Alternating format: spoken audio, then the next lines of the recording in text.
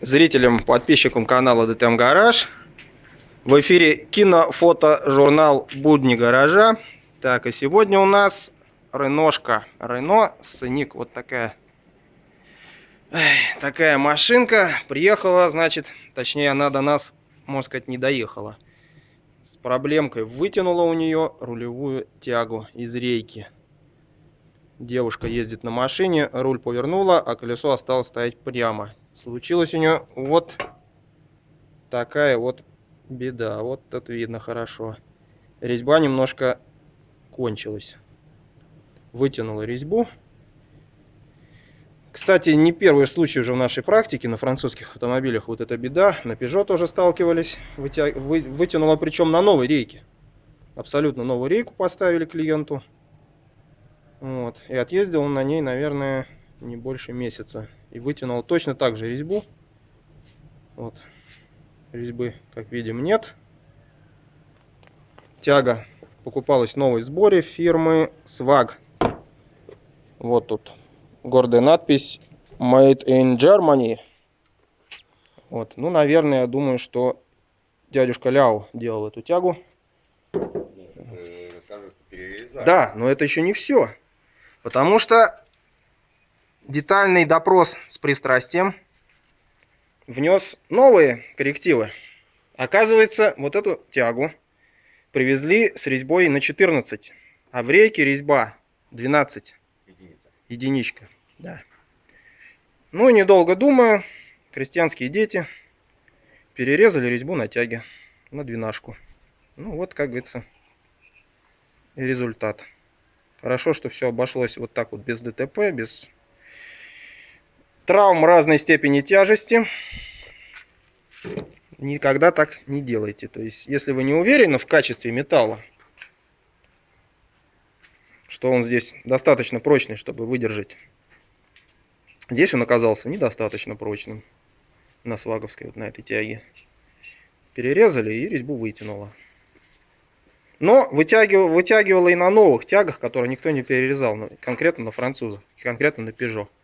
Вот мы сами были свидетелями, делали такую машинку.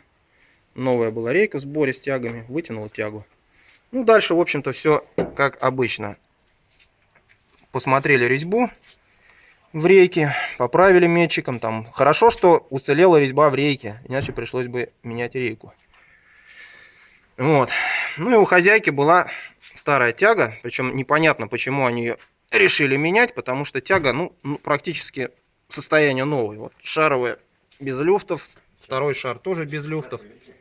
Давай. В отличном состоянии пыльник, без трещин, порывов. В общем, ну просто поменяли две тяги, как бы комплектом. Вторая тяга разбитая была, правая, а вот левая, так сказать, к счастью, нашлась. Было что поставить, потому что ставили прямо на дороге. Это мы уже привезли машинку в гараж. На дороге пришлось прорезать резьбу, чистить, ставить тягу. Вот, сейчас загнали на эстакаду. Вот. Ну, поставили, в общем, тягу, закрутили. Ну и для удобства установки сделали вот такой ключик. Потому что тяги эти затягивать неудобно простым ключом. Ну, здесь, в общем-то, обычная классическая схема. Отпилили рожковый ключ, приварили стандартный квадрат от шарового шарнира, павшего, так сказать, в неравном бою. Вот. Ну, квадратик от него как раз подошел. Сварили. Вот такой удлинитель. Тоже, естественно, квадрат на конце. Просто отцепляем тягу, заводим ключик, ставим его на грань и затягиваем.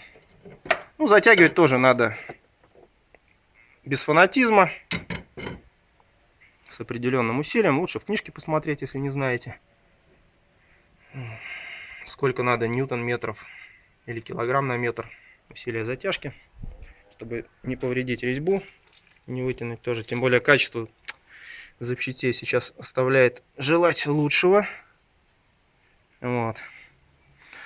Ну и, конечно, в принципе, на рейке, на рулевой, да еще с усилением, и резьбушка, двенашка, шаг единичка, конечно, тут французским конструкторам большой привет. Вот. Ну, сейчас все это соберем, поставим обратно. Ну, пока не приедет новая тяга, поездит на этой. Аккуратненько, не спеша. Поэтому будьте внимательны при установке запчастей. Не повторяйте чужих ошибок. Будьте здоровы. Всем привет. Это был ДТМ Гараж.